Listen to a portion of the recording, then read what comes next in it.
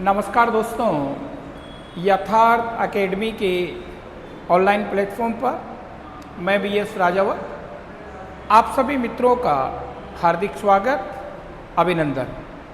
दोस्तों, आज अपन जिस टॉपिक पे बात कर रहे हैं, आर्थिक वृद्धि और आर्थिक विकास।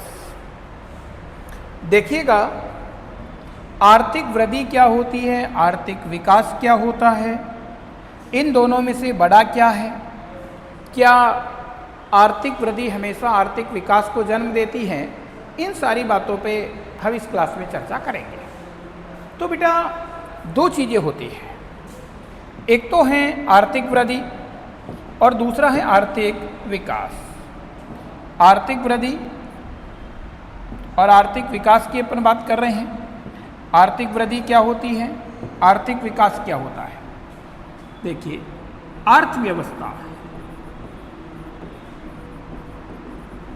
अर्थव्यवस्था की दो कंडीशंस होती है। पहली कंडीशन है आर्थिक वृद्धि और दूसरी कंडीशन है आर्थिक विकास। ठीक है। सामान्यतया आर्थिक वृद्धि और आर्थिक विकास दोनों को समानार्थी मान लिया जाता है, जबकि वास्तव में इन दोनों में अंतर है। आर्थिक वृद्धि की अपेक्षा आर्थिक विकास है, ये ब्रॉड कॉन्सेप्ट है, व्यापक अवधारणा है। कैसे? सबसे पहले तो ध्यान रखना, आर्थिक वृद्धि है, इस आर्थिक वृद्धि का संबंध है ये व्यष्टि अर्थशास्त्र से होता है, या कह दीजिए माइक्रो इकोनॉमिक्स से होता है। आर्थिक वृद्धि व्यष्टि अर्थशास्त्र की विषय वस्तु है, माइक्रो इकोनॉमिक्स का सब्जेक्ट मैटर है। जबकि आर्थिक विकास की हम बात करें तो आर्थिक विकास समष्टि या कह दीजिए मैक्रो अर्थशास्त्र का विषय वस्तु है। ये माइक्रो क्या होता है, मैक्रो क्या होता है, ये भी मैं आपको यहाँ बताऊंगा। आर्थिक वृद्धि क्या होती है? आर्थिक वृद्धि होती है अर्थव्यवस्था में होने वाला मात्रात्मक परिवर्तन। अर्थव्यवस्था में होने वाला मात्रात्मक परिवर्तन है, वो आर्थिक वृद्धि को बताता है। जबकि आर्थिक विकास की हम बात करें तो आर्थिक विकास अर्थव्यवस्था में होने वाला मात्रात्मक परिवर्तन के साथ साथ गुणात्मक परिवर्तनों का होना, ये बेटा जी क्या कहलाता है, ये आर्थिक विकास कहलाता है। अर्थव्यवस्था में होने वाला मात्रात्मक परिवर्तन है, ये आर्थिक वृद्धि को दर्शाता है। और आर्थिक विकास क्या होता है? अर्थव्यवस्था में मात्रात्मक परिवर्तन के साथ साथ गुणात्मक परिवर्तनों का होना, ये क्या कहलाता है, ये आर्थिक विकास कहलाता है। जैसे उदाहरण के लिए, पहली बात तो इसका मतलब ये हुआ कि आर्थिक वृद्धि है, ये आर्थिक विकास का एक भाग है। आर्थिक वृद्धि आर्थिक विकास का एक भाग होती है, यानी आर्थिक वृद्धि की अपेक्षा आर्थिक विकास व्यापक अवधारणा है। तो यहाँ अपन को नोट करके ध्यान रखना है, नोट। और नोट क्या है? आर्थिक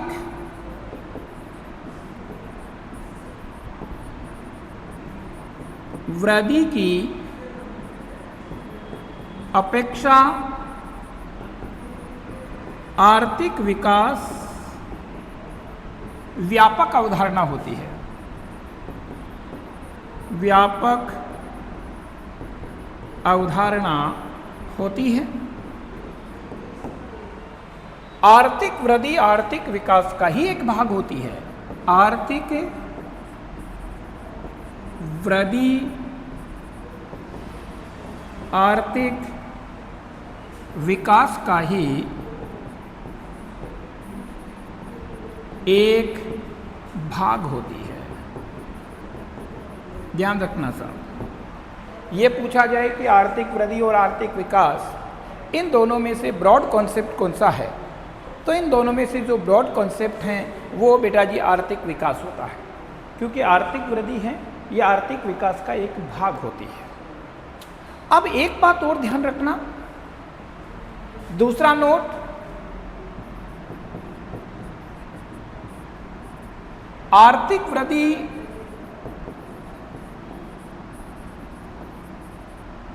हमेशा आर्थिक विकास को जन्म दे, आर्थिक विकास को जन्म दे, गति प्रदान करे, यह आवश्यक नहीं है। आर्थिक वृद्धि हमेशा आर्थिक विकास को गति प्रदान करे यह आवश्यक नहीं होता है। कई बार वृद्धि है यह आर्थिक विकास का कारण न बन करके आर्थिक विनाश का कारण भी बन जाती है। कैसे? देखिएगा बेटा, दो कंडीशन है। दो कंडीशन क्या है? ये कोई देश है, मान लीजिए हमारा भारत है, फॉर एग्जाम्पल, ठीक है, और ये भारत है। दो कंडीशन ले रहा हूं, कंडीशन ए और कंडीशन बी। पहली कंडीशन क्या है कि मान लीजिए हमारे भारत की राष्ट्रीय आय है, भारत की राष्ट्रीय आय पहले 1000 रुपये थी, उदाहरण है ये, और अब ये 1500 हो गई। भारत की राष्ट्रीय आय पहले 1000 थी और अब वो 1500 हो गई, तो भारत की राष्ट्रीय आय बढ़ी है, तो ये आर्थिक वृद्धि है। ये क्या है? आर्थिक वृद्धि है, क्योंकि भारत की राष्ट्रीय आय पहले 1000 थी और अब वो बढ़ करके 1500 हो गई, तो राष्ट्रीय आय का बढ़ना ये आर्थिक वृद्धि को दर्शा रहा है। पर यदि भारत ने अपनी इस आय को 1000 से 1500 करने के लिए क्या किया? नंबर 1, कार्मिकों के काम के घंटे बढ़ा दिए, नंबर 1। नंबर 2, महिलाओं और बच्चों को कठोर श्रम के काम पर लगा दिया।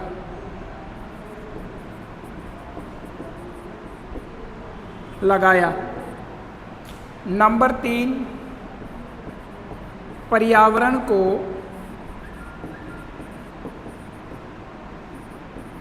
जबरदस्त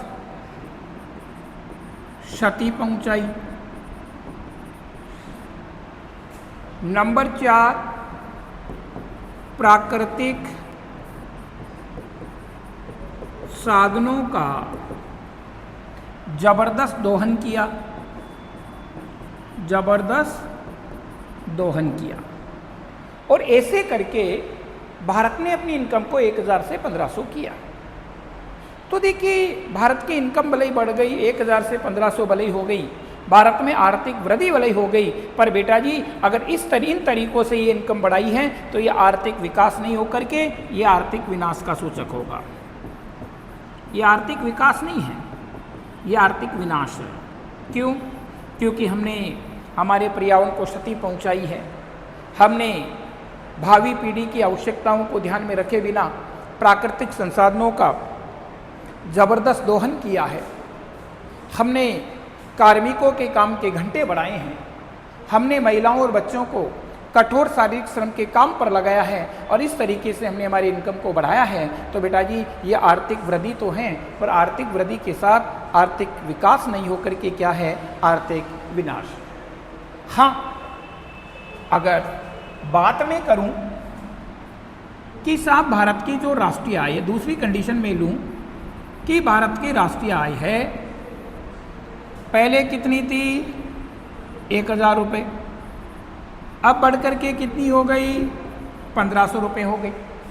और राष्ट्रीय आय बढ़ने के साथ साथ अगर काम की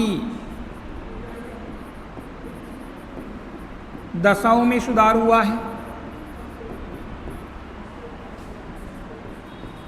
पर्यावरणीय दशाओं में सुधार हुआ है। यदि प्रति व्यक्ति आय बढ़ी है, प्रति व्यक्ति आय बढ़ी है, यदि नागरिकों के जीवन स्तर में सुधार हुआ है, नागरिकों के जीवन स्तर में सुधार हुआ है कि पहले की अपेक्षा नागरिकों का जीवन स्तर है वो अच्छा हो गया, जीवन स्तर में सुधार हुआ है, पोषण के स्तर में सुधार हुआ, शिक्षा के स्तर में सुधार हुआ, शिक्षा के स्तर में सुधार हुआ, स्वास्थ्य सेवाएं हैं, हेल्थ, स्वास्थ्य में सुधार हुआ। और ऐसा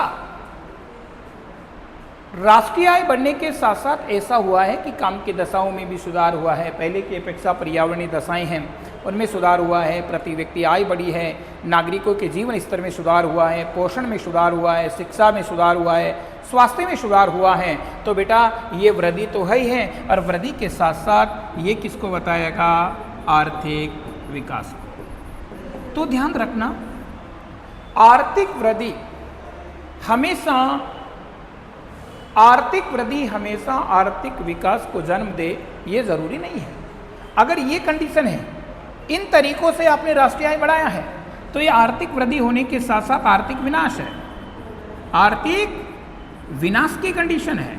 हाँ, अगर आर्थिक वृद्धि के साथ साथ ये कंडीशंस आपको देखने को मिल रही हैं, तो फिर वो क्या कहलाएगा? आर्थिक विकास।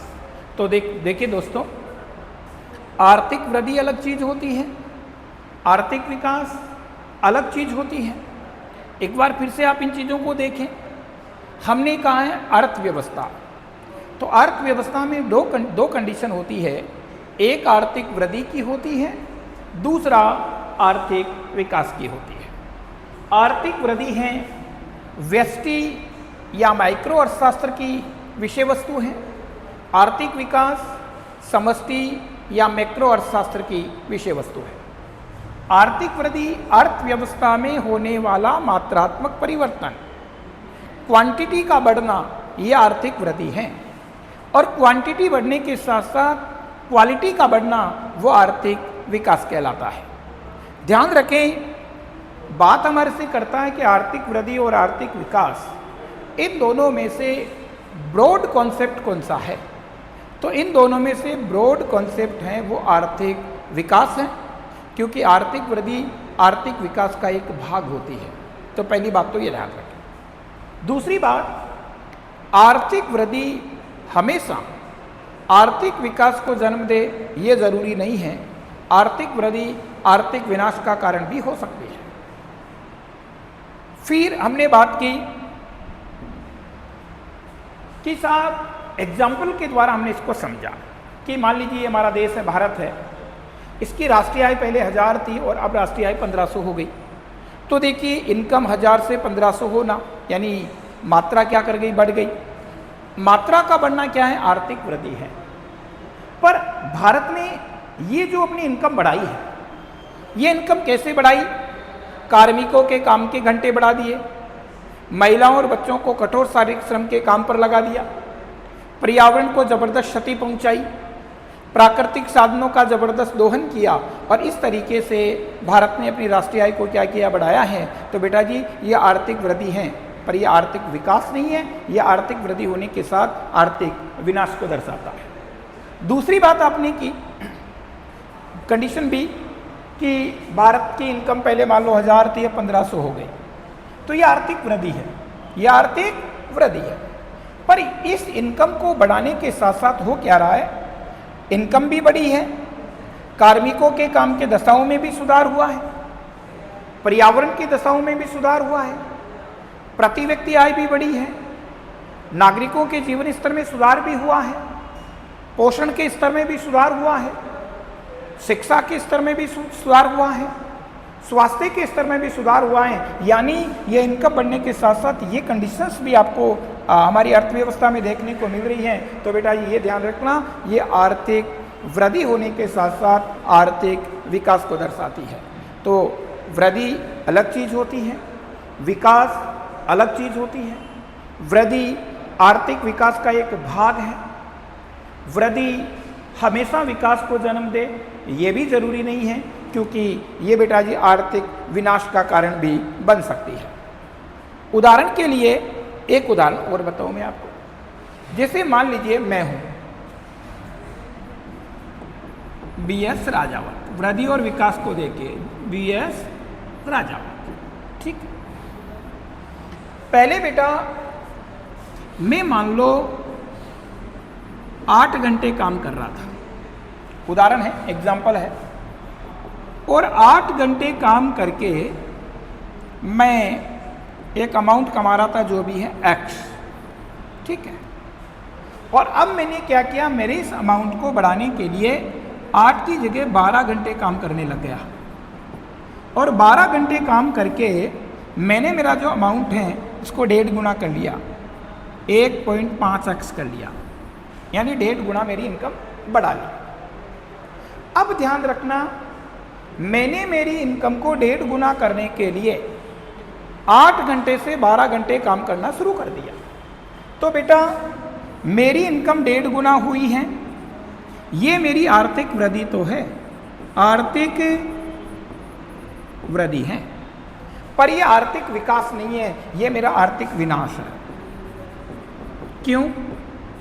क्योंकि देखिए मैं मेरी इनकम को 1.5 गुना करने के लिए 8 से 12 घंटे काम करने लग गया, तो न मैं अपने आप को पूरा समय दे पा रहा हूँ, न समय पे उठ पा रहा हूँ, न समय पे खा पा रहा हूँ, न समय पे सो पा रहा हूँ, न बच्चों को पूरा समय दे पा रहा हूँ, न पत्नी को पूरा समय दे पा रहा हूँ, न मित्रों को पूरा समय दे पा रहा हूँ, न रिश्तेदारों को पूरा समय दे पा रहा हूँ। तो देखिए सबसे पहले तो मेरे शरीर का होगा सत्यानाश, दूसरा मेरे पारिवारिक रिश्तों का सत्यानाश होगा, मेरे सामाजिक रिश्तों का सत्यानाश होगा, मेरी मित्र मंडली का सत्यानाश होगा। तो बेटा जी ये वृद्धि तो है, क्योंकि मेरी इनकम की मात्रा बढ़ गई, पर बेटा जी इससे मेरा व्यक्तिगत जीवन प्रभावित हुआ, व्यक्तिगत जीवन पे नकारात्मक प्रभाव पड़ा, मेरे पारिवारिक जीवन पर नकारात्मक प्रभाव पड़ रहा है, मेरे सामाजिक जीवन पर नकारात्मक प्रभाव पड़ रहा है, मेरी मित्र मंडली पर नकारात्मक प्रभाव पड़ रहा है। तो बेटा ये मेरे लिए आर्थिक वृद्धि हो सकती है पर आर्थिक विकास नहीं है। आर्थिक वृद्धि हो सकती है पर आर्थिक विकास नहीं है। क्यों? क्योंकि यहाँ मेरी इनकम की मात्रा बढ़ रही है पर मेरे सामाजिक जीवन है उसमें नकारात्मक प्रभाव पड़ रहा है, व्यक्तिगत जीवन पे नकारात्मक प्रभाव पड़ रहा है, पारिवारिक जीवन पे नकारात्मक प्रभाव पड़ रहा है, मित्र मंडली पर नकारात्मक प्रभाव पड़ रहा है। तो मेरे बच्चों ये मेरे लिए आर्थिक वृद्धि है, आर्थिक विकास नहीं है।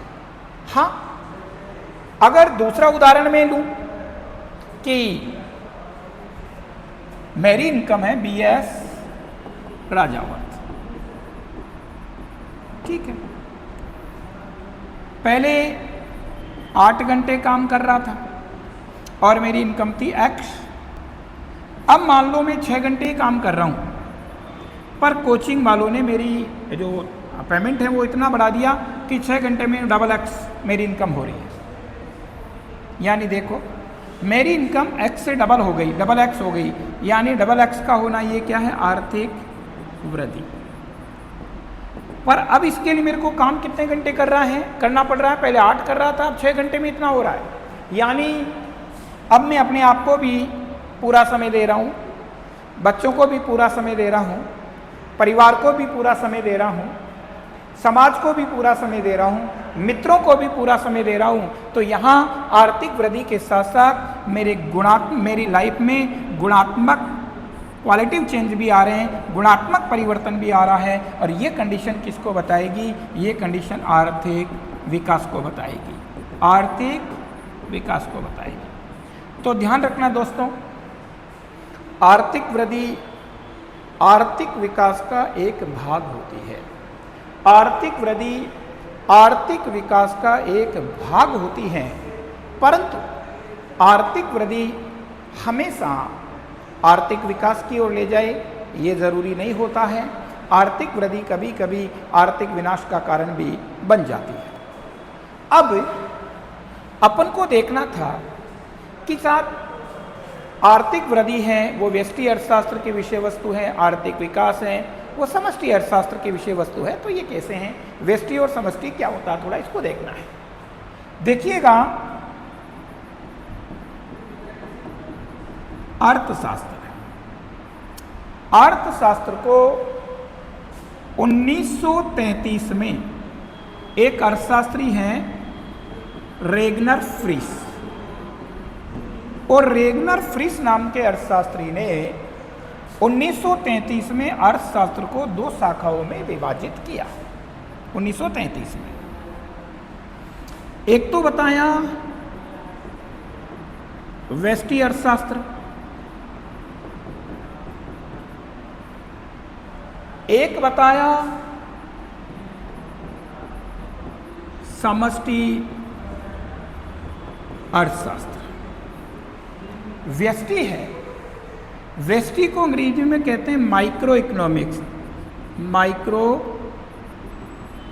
इकोनॉमिक्स। और समष्टि है, इसको अंग्रेजी में कहते हैं मैक्रो इकोनॉमिक्स। बेटा व्यष्टि है, इसका शाब्दिक अर्थ होता है सूक्ष्म या लघु, सूक्ष्म या लघु। और समष्टि है, इसका शाब्दिक अर्थ होता है व्यापक या समग्र, संपूर्ण, समग्र, व्यापक या समग्र।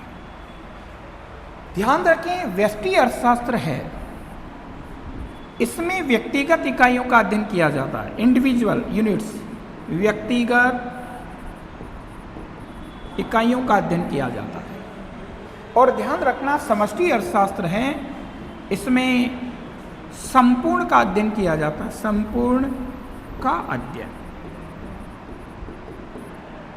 अर्थव्यवस्था के एक क्षेत्र विशेष का अध्ययन करो, एक पर्टिकुलर क्षेत्र का, एक क्षेत्र विशेष का अध्ययन करते हैं तो वो व्यष्टि अर्थशास्त्र की विषय वस्तु होती है। और अगर संपूर्ण अर्थव्यवस्था का, समग्र अर्थव्यवस्था का अध्ययन करते हो तो वो समष्टि अर्थशास्त्र की विषय वस्तु होती है। इसमें हमने देखा व्यष्टि आर्थिक वृद्धि, आर्थिक वृद्धि, तो आर्थिक वृद्धि कौन सी अर्थशास्त्र में आता है? व्यष्टि अर्थशास्त्र में आता है, क्योंकि आर्थिक वृद्धि का संबंध है एक क्षेत्र विशेष से होता है, पर्टिकुलर एरिया से होता है, पर्टिकुलर यूनिट से होता है। जबकि आर्थिक विकास की हम बात करें, आर्थिक विकास, तो आर्थिक विकास है वो दोस्तों समष्टि अर्थशास्त्र का विषय होता है, क्योंकि आर्थिक विकास का संबंध है अर्थव्यवस्था के संपूर्ण क्षेत्र से होता है, संपूर्ण अर्थव्यवस्था से होता है, समग्र अर्थव्यवस्था से होता है। तो ध्यान रखें, आर्थिक वृद्धि व्यष्टि अर्थशास्त्र की विषय वस्तु है, जबकि आर्थिक विकास है समष्टि अर्थशास्त्र की विषय वस्तु होती है। आर्थिक विकास का संबंध सभी क्षेत्रों से होता है, अर्थव्यवस्था के सभी क्षेत्रों से होता है, जबकि आर्थिक वृद्धि का संबंध किसी एक पर्टिकुलर सेक्टर से होता है। आर्थिक वृद्धि की अपेक्षा आर्थिक विकास है वो व्यापक अवधारणा होती है। आर्थिक वृद्धि आर्थिक विकास का एक भाग होती है। आर्थिक वृद्धि हमेशा आर्थिक विकास को जन्म दे ये भी ज़रूरी नहीं है। आर्थिक वृद्धि आर्थिक विनाश का कारण भी बन सकती है। मैंने 2 उदाहरण के माध्यम से आपको समझाया था कि यदि कोई देश अपनी इनकम को बढ़ा रहा है और इनकम बढ़ाने के लिए उसने कार्मिकों के काम के घंटे बढ़ा दिए। इनकम बढ़ाने के लिए उसने महिलाओं और बच्चों को कठोर शारीरिक श्रम के काम पे लगा दिया। इनकम को बढ़ाने के लिए उसने बेटा जी पर्यावरण को ज़बरदस्त क्षति पहुंचाई। इनकम को बढ़ाने के लिए उसने प्राकृतिक साधनों का ज़बरदस्त दोहन किया और इस तरीके से उसने अपनी इनकम को बढ़ाया है। तो बेटा जी ये आर्थिक वृद्धि है, आर्थिक विकास नहीं है। हाँ, अगर इनकम बढ़ने के साथ साथ प्रति व्यक्ति आय भी बढ़ रही है, नागरिकों के जीवन स्तर में सुधार भी हो रहा है, पर्यावरणीय दशाओं में भी सुधार हो रहा है, कार्य की दशाओं में भी सुधार हो रहा है, पोषण का स्तर भी सुधर रहा है, स्वास्थ्य सेवाओं का विकास हो रहा है, शिक्षा के क्षेत्र में भी सुधार हो रहा है, तो वो बेटा जी आर्थिक वृद्धि के साथ साथ आर्थिक विकास होता है। तो ध्यान रखना, विकास सतत और निरंतर चलने वाली प्रक्रिया का नाम है। विकास सतत और निरंतर चलने वाली प्रक्रिया का नाम होता है। बहुत ही सुंदर चीज़ मैंने आपको बताई है, ध्यान रखें। अर्थव्यवस्था में केवल मात्रा का बढ़ना आर्थिक वृद्धि है, मात्रा बढ़ने के साथ साथ गुणों का बढ़ना वो क्या कहलाता है, वो आर्थिक विकास कहलाता है। और आगे चर्चा अपनी नेक्स्ट क्लास में होगी। बहुत ही सुंदर तरीके से मैंने आर्थिक वृद्धि और आर्थिक विकास के अंतर को समझाने का प्रयास किया है। बहुत बहुत धन्यवाद।